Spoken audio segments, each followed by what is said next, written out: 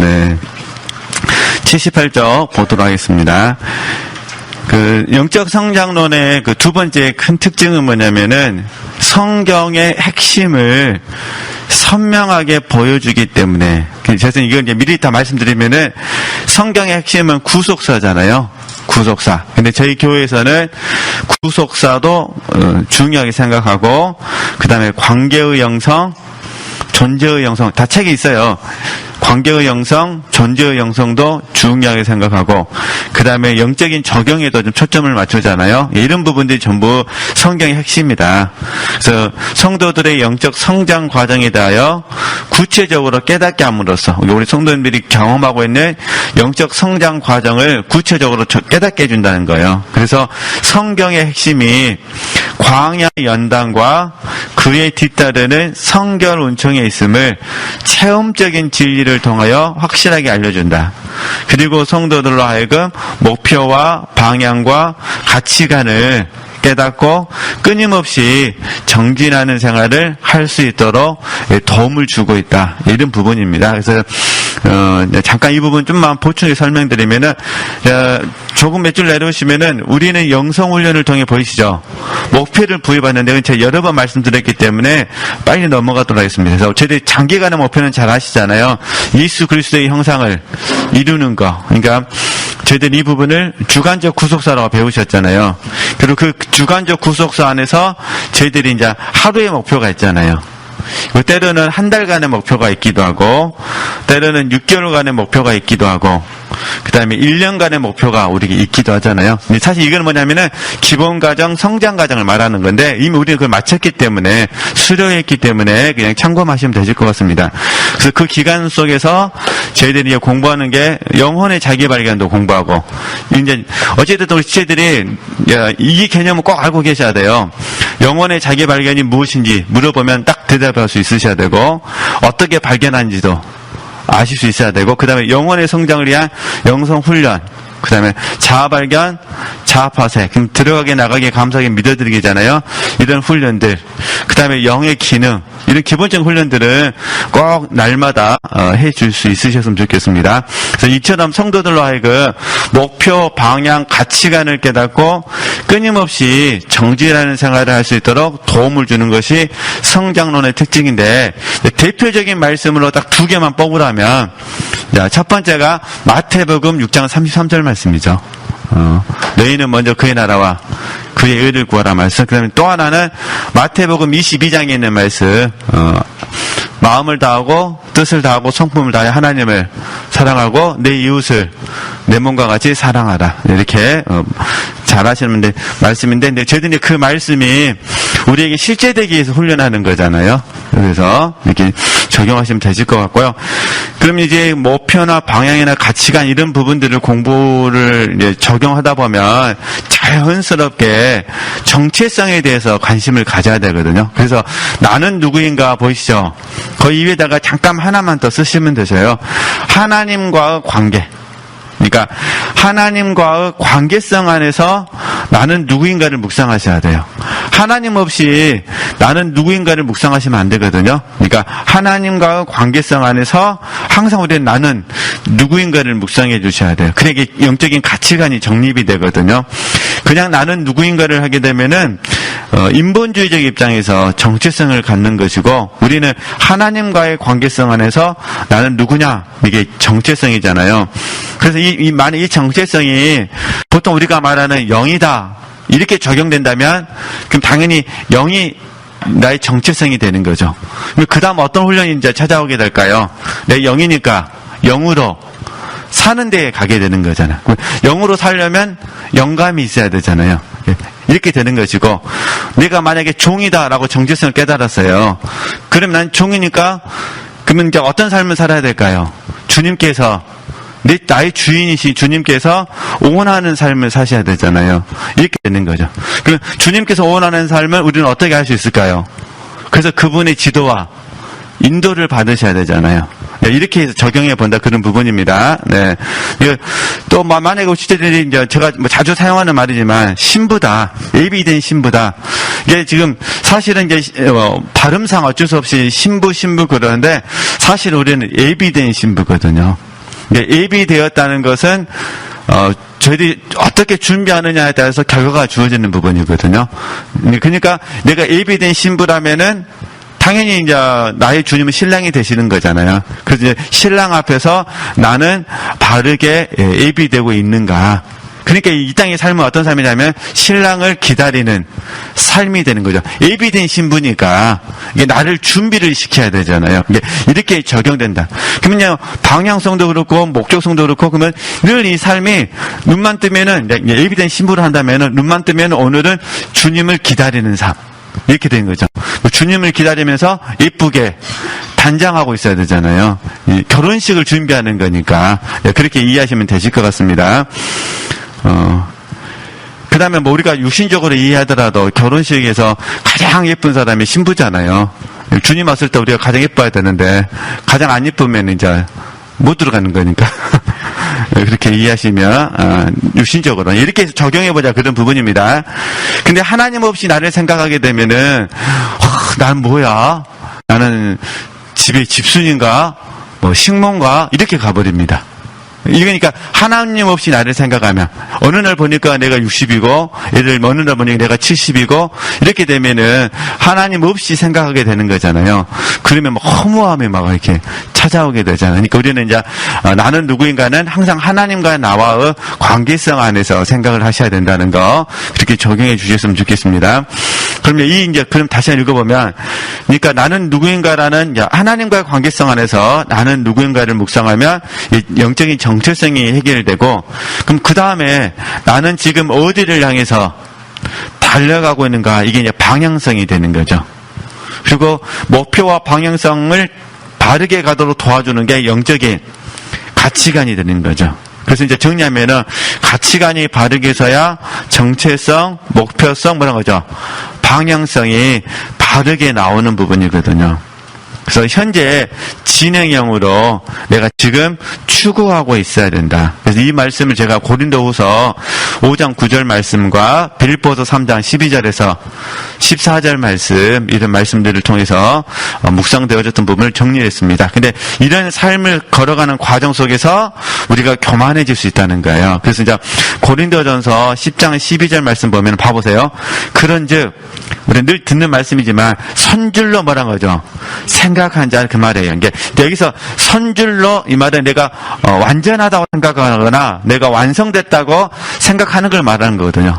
이게 우리는 선 게 아니잖아요. 추구하는 자이기 때문에 그래서 이런 부분들은 우리가 조심해야 된다. 그래서 혹시 우리가 이룸이라든가 성취로 영적인 성장을 오해하게 되면 금방 뭐하는 거 금방 넘어질 수 있다. 그런 부분입니다. 그래서 항상 저희들이 정체성, 목표성, 방향성, 영적 가치관 점검할 수 있었으면 좋겠다. 그래서 뭐 우리 빌립보서 3장 말씀, 또 사도 바울의 영적 추구 잘 하시니까. 그 다음에 제가 이제 잠깐 써놨지만 잘하느냐 못하느냐는 우리의 영역이 아니라 늘 배우시잖아요. 하나님의 영역이고 우리의 분량의 문제이기 때문에 그래서 이런 부분들 한번 잘 점검하시면 되실 것 같습니다. 그래서 그 다음 문장은 너무 이미 다 알고 있는 말씀이 같이 한번 읽어봤으면 좋겠습니다. 우리는 하나님과 하나님의 나라와 하나님의 의를 목적하고 행합니다. 그리고 하나님과 하나님의 나라와 하나님의 의를 위하여 추구합니다. 나로 행하지 아니하고 주님으로 행합니다. 방향성은 표대를 향하여 정진하고 부름의 상을 추구하는 것입니다. 영적 가치관은 율법적 가치관이 아닙니다. 육신에서 영으로, 나에게서 하나님으로, 땅에서 하늘로, 세상에서 하늘나라로 가치관이 옮겨지면 우리의 삶은 달라집니다. 의미 있고 가치 있는 삶으로 변화됩니다. 사실 나에게서 의미와 가치를 찾으면 육신적인 가치가, 하나님에게서 의미와 가치를 찾으면 영적 가치관이 됩니다. 이렇게 잘 늘 배우시니까. 그래서 다시 한번 우리가 적용해 보면 지금 잘하고 있느냐 못하고 있느냐 이게 중요한 것이 아니라 지금 지금 힘쓰고 있느냐 이게 중요하다는 거 이해되시겠죠? 지금 힘쓰고 있느냐. 네. 그래서 의인은 7번 넘어져도 다시 일어난다는 말씀 잘 하시잖아요. 그래서 이제 힘쓰미의 그 원리 중에 한 가지가 다시 시작하는 용기라고 우리가 배우셨잖아요. 이런 부분들 적용하셨으면 좋겠고요. 그 다음에 조금 더 내려오시면, 우리가 다시 한번 우리 삶을 돌이켜보면 전적인 은혜로, 하나님의 은혜로 우리가 자녀가 되었잖아요. 그래서, 근데 우리의 목표는 뭐냐면은 하나님께서 기뻐하시는 자녀가 되는 거잖아요. 이게 이제 존재와 상태의 문제죠. 그 다음에 이제, 그러면 우리가 또 하나님께서 기뻐하시는 하나님의 자녀가 되는 부분을 로마서 8장 14절 말씀으로 봤더니 성령의 인도함을 받아야 되잖아요. 그리고 이제 제가 교재에다 쓰지는 않았지만은 하나님의 형상이 있어야 되잖아요. 그러잖아요. 그래서 저희들이 그리스도의 장성한 분량이 충만한 때까지 그리스도의 형상이 이루기까지 훈련하는 이유가 거기에 있거든요. 참된 자녀가 되기 위해서.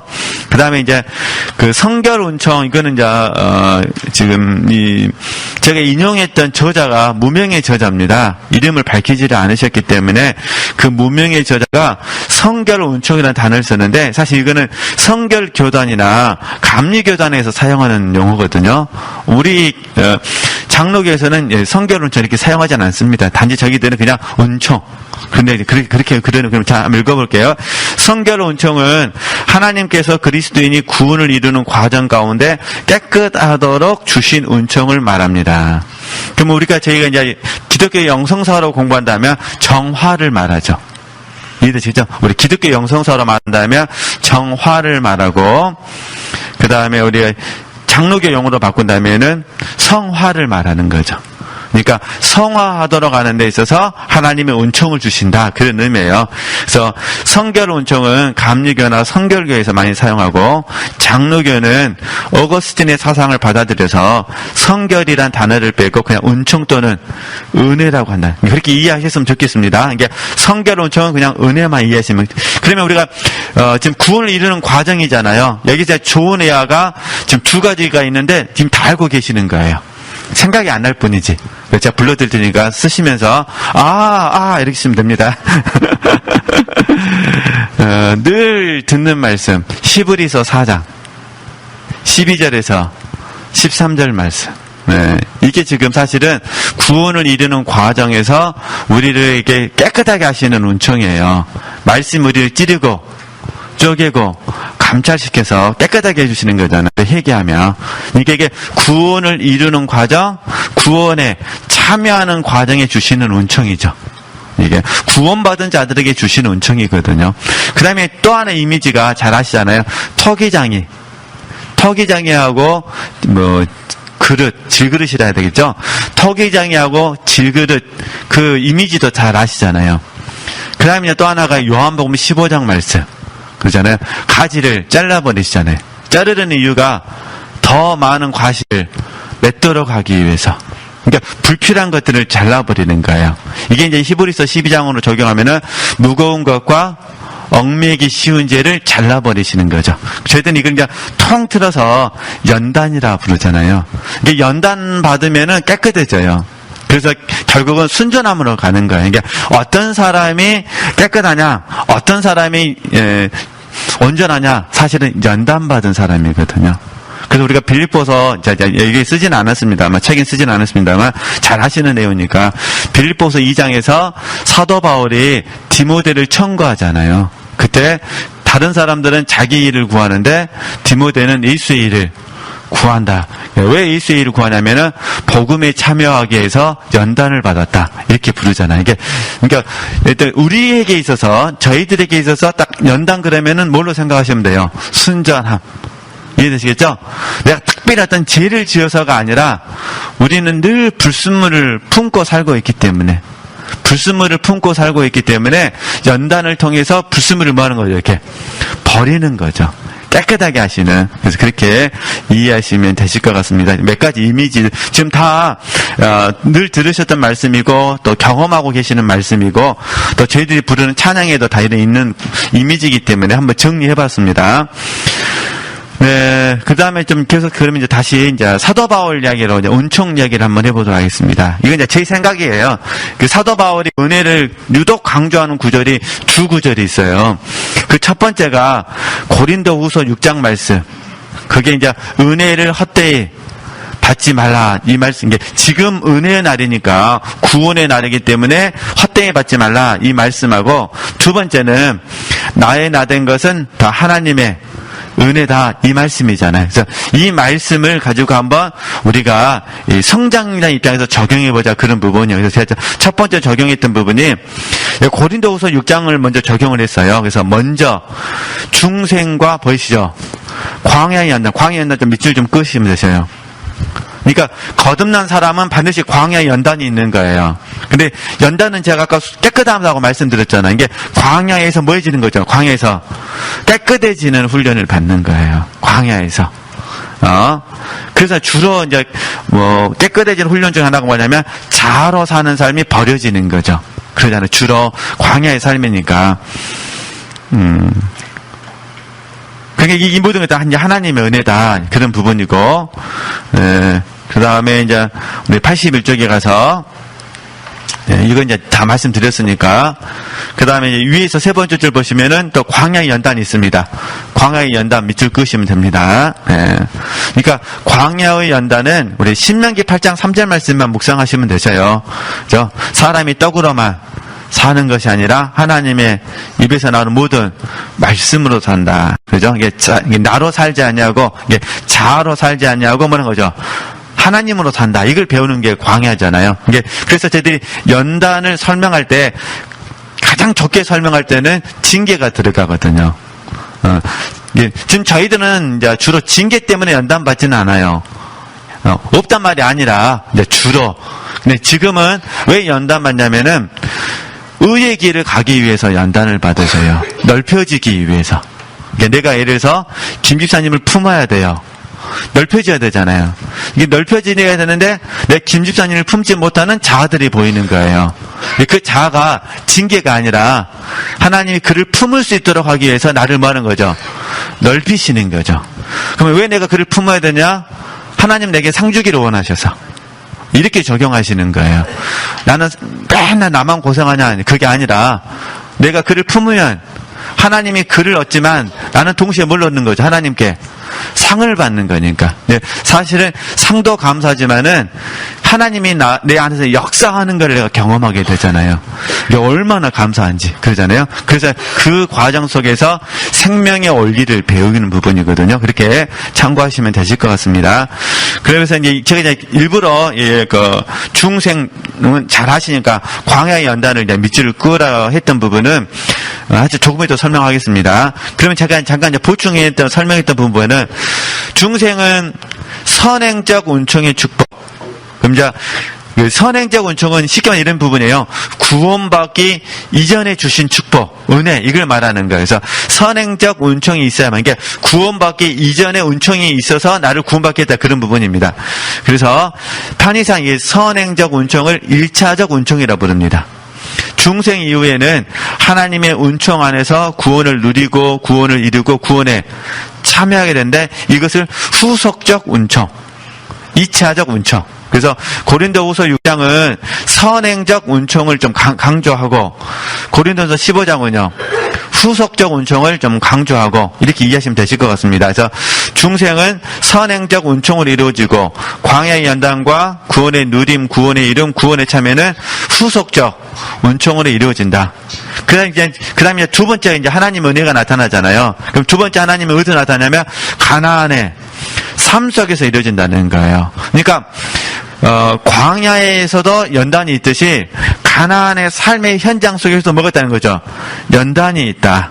그래서 두 번째는 가나안의 삶 속에서 나타난 하나님의 은혜입니다. 우리는 이것을 성화의 은혜라고 표현하는데 이 모든 것이 다 하나님의 은혜입니다. 이것은 2차적 은혜, 후속적 은혜라고 합니다. 다시 말해서 광야의 연단, 아까 그래서 제가 밀주거리 했던 거예요. 광야의 연단도 있고 사실은 가나안에서도 뭐가 있다는 거죠? 연단이 있다는 거예요. 그래서 많은 분들이 가진 의문이 뭐냐면 왜 성장에도 연단이 있을까? 이게 질문이에요. 근데 사실은 성장에도 연단은 있어요. 왜냐면 연단해야만 뭐 해지니까? 순전해지니까. 이해되시겠죠?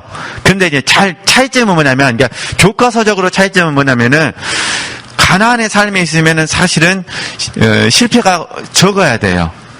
근데 실패했을 때는 사실 징계죠. 그래서 그 구분을 좀 해드리려고 그러는 거예요. 그러니까 우리가 가나안의 삶을 살 때에 실패하잖아요. 이 말은 잘못 심었다는 거예요. 잘못 심으면 뭐 하는 거죠?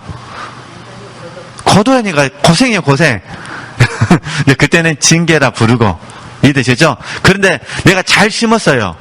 잘 심었는데도 뭐가 있다는 거예요? 고생이 있다는 거예요. 그거는 하나님의 우리를 넓히시는 연단, 이렇게 구분을 하는 부분이죠. 그래서 어찌됐든 쉬운 공간에 가서요. 그러니까 가나안에도 뭐가 있어요? 연단. 이게 성화의 삶을 위한 전폭적인 하나님의 은혜다, 그런 부분입니다. 하나님의 은혜가 우리에게 있기 때문에 우리가 지금 변화될 수 있는 것입니다. 사실 하나님의 은혜로 변화된 것도 매우 저는 이 대목을 되게 좋아하거든요. 하나님의 은혜로 우리가 이렇게 변화된 것도 감사한데, 하나님께서 은혜를 주셔가지고 하나님의 나라에 참여하도록 직분도 주셨잖아요. 일도 맡겨주셨잖아요. 그거 생각하니까 감사할 수밖에 없다. 그리고 당연히 어떤 마음 들어올까요? 그러면 충성할 수밖에 없다. 이해되시죠? 이게 이제 고린도전서 15장 10절 말씀이고, 사도 바울이 디모데전서 1장에서 하는 고백이에요. 하나님이 나를 충성되이 여겨. 그러니까 하나님께서 당신을 충성되이 여기셔가지고 직분을 주셨다, 이렇게 고백하거든요. 그러니까 충성할 수밖에 없는 거잖아요. 그렇게 이해하시면 되실 것 같습니다. 그 다음에 조금 더 제가 이제 잠깐만 썼는데, 가나안의 연단은 주로 비움도 있는데 체험을 통해서 많이 이루어집니다. 그래서 제가 지도자 과정 시간도 잠깐 말씀드렸는데, 사실 체험의 훈련은 의의 길을 가는 거거든요. 근데 많은 분들이 좁은 길에 대해서는 많이 동의를 하시는데, 의의 길에 대해서는 깊게 이렇게 와닿지를 않으신 것 같아요. 사실 우리는 의의 길을 가야 돼요. 그러잖아요. 그러니까 의의 길을 가기 위해서는 뭘 반드시 비운 것도 있지만 채우는 훈련을 많이 해주셔야 되거든요. 그러니까 이렇게 아시고, 힘들 때마다 의의 길을 간다고 생각하시면 됩니다. 의의 길을 걸어가면 애롭습니다, 사실. 의의 길을 누가 좋아하겠어요? 편안한 길을 원하지. 그러나 그래서 의의 길을 걸어가는 사람들은 애로워요. 소통할 수 있는 사람이 없다는 것 때문에. 그래서 어쨌든 그렇게 아시고 용기를 내서 저희들끼리 잘 한번 갔으면 좋겠습니다. 그 다음에 이제 82쪽에 가게 되면은, 가나안에서 지금 저희들 하고 있는 훈련입니다. 저희들 몇 가지 공통적인 훈련이 있습니다. 늘 했던 말씀인데, 첫 번째 보시죠. 성령의 계시와 훈련. 그다음 두 번째 말씀 훈련. 세 번째는요, 기도 훈련. 그래서 지금 가나안의 훈련이잖아요. 이게 가나안에서 이런 훈련들이 이루어지면은 자연스럽게 성령의 기도와 인도 속에서 이루어지는 거예요. 그리고 자연스럽게 하나님께서 원하시는 삶으로서의 전환이 있는 거죠. 이게 어떤 일의 형통이 아니라 내가 하나님과의 관계성 안에서 하나님의 통치를 받는다는 거예요. 근데 우리 육체는 계속 속이는 거예요. 덤으로 속여서 덤이 없다는 것 때문에. 그래서 사실은 이 덤이 성장하는 사람들에게 걸림돌이 되거든요. 이 덤이 있는 사람은 그게 자기 의가 돼버리고, 덤이 없는 사람은 자기 학대가 돼버리고, 그렇게 생각하지 않으셨으면 좋겠는 게, 그러니까 덤이 있으면 그냥 감사, 없어도 감사. 이게 덤이 없을 때는 그리 아니하실지라도, 덤이 있을 때는 그리 하실지라도, 이해되시겠죠? 그러니까 덤이 주어지면 그리 하실지라도 감사, 덤이 없으면 그리 아니하실지라도 감사. 근데 주로 성장하신 분들의 그 걸림돌이 뭐냐면 덤이더라고요, 덤. 특히 우리 목사님들은 덤이 굉장히 중요하더라고요. 왜냐면 결국 목사님들에게 덤이 뭐겠어요? 교회의 성장이잖아요. 외적인 성장.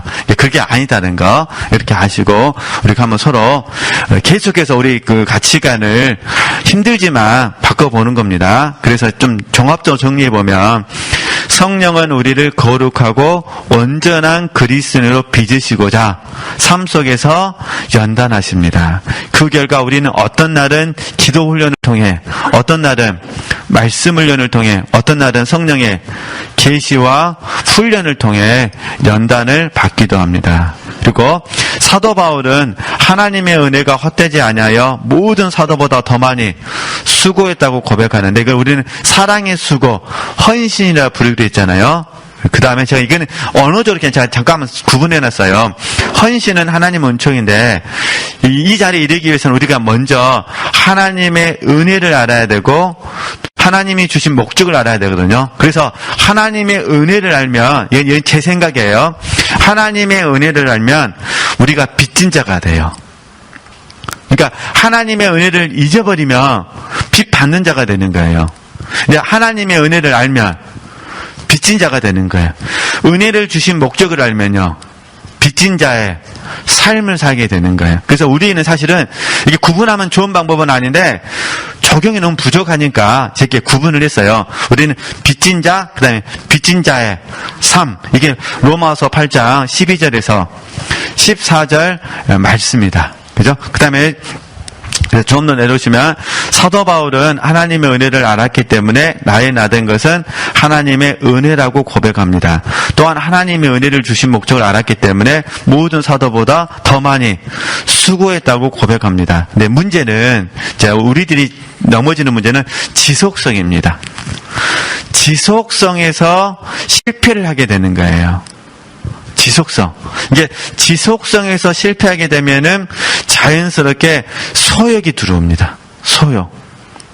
그러니까 소욕. 그래서 소욕은 육체의 욕망과 욕심. 그럼 소욕이 들어오면 자연스럽게 어떻게 될까요?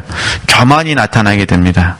그러면서 지속성이 무너지게 되면 욕심과 교만이 들어오게 되고, 그러면 잘못하면은 선줄로 생각하고 욕심을 따라 죄를 짓게 되어지고, 그래서 이 부분들은 조심했으면 좋겠다. 그래서 이미 앞에서 다 읽었지만 고린도전서 10장 12절에서는 교만, 고린도전서 15장 10절에서는요 하나님의 은혜, 이렇게 적용하시면 되시고요. 그래서 이 삶을 잘 살도록 하기 위해서 하나님은 우리에게 지금 자기 부인, 자아 부정, 자아 상실을 말씀하셨는데, 제가 잠깐 말씀을 좀 인용해 놨어요. 지금 사도 바울은 날마다 죽는다 그랬잖아요. 고린도전서 15장 31절 찾으셨죠?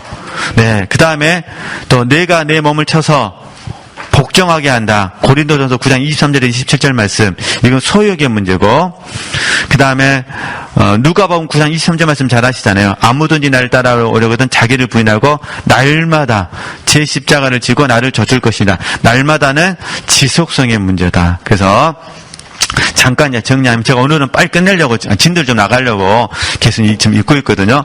다시 정리해보면은, 우리는 하나님의 은혜를 알아야 됩니다. 하나님의 은혜를 알면 빚진 자가 됩니다. 은혜의 목적을 알면 빚진 자의 삶이 됩니다. 이것을 잘 적용하도록 도와준 말씀이 로마서 8장 12절에서 14절 말씀. 그러니까 성령의 인도함을 받는 참된 아들이 돼야 돼요. 그래서 성령의 인도함을 받기 위해서는 영으로서 몸의 행실을 죽여야 합니다.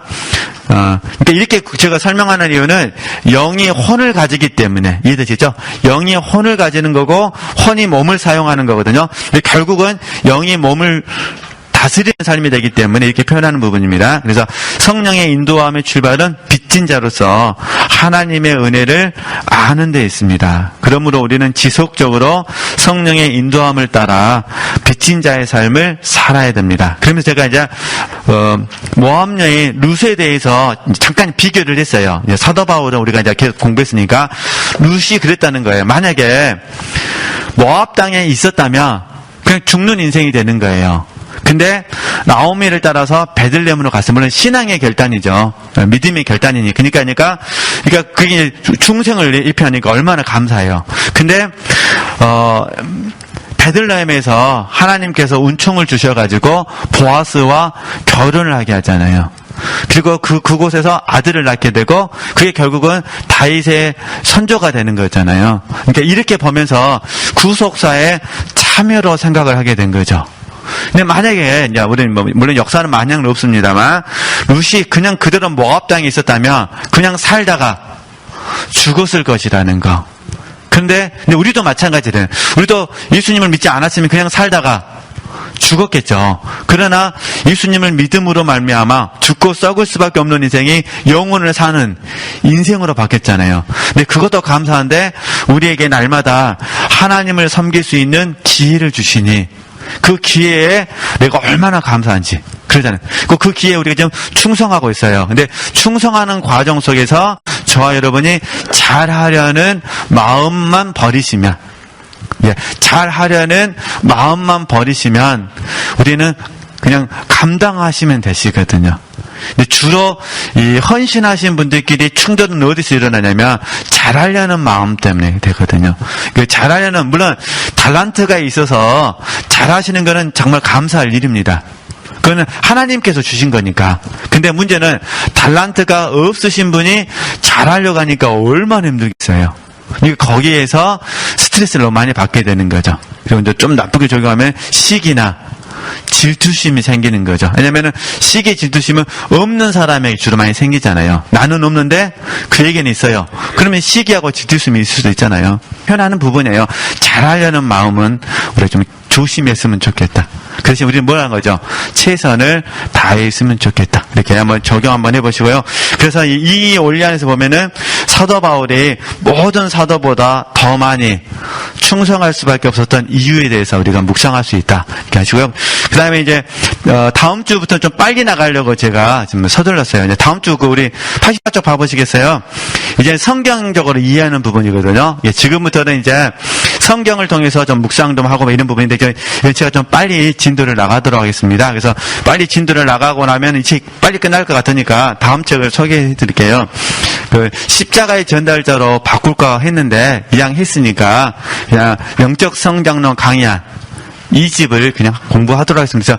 그래서 미리 집에 가셔서 영적 성장론 강의한 이 집 한번 찾아보시고 없으면은 우리 그 임원들에게 신청해 주시면 감사하겠습니다. 그러니까 영적 성장론 강의한 이 집. 사실 이 집은 강의 안 하려고 했어요. 왜냐면 그는 교회사와 영성사와 좀 관련되어 있거든요. 또 신학도 하신 분도 계시고 그래서 근데 또 안 하신 분들에게는 또 재미도 있으실 것 같아요. 또 이럴 때 또 저한테 그냥 서비스 받나 생각하시고 그래서 어쨌든 그렇게 하시고 영적 성장 강의한 2집 좀 이렇게 미리 준비해 주시라고 오늘 제가 강구했습니다. 네, 오늘 여기까지 하도록 하겠습니다. 하나님께 영광 돌리겠습니다.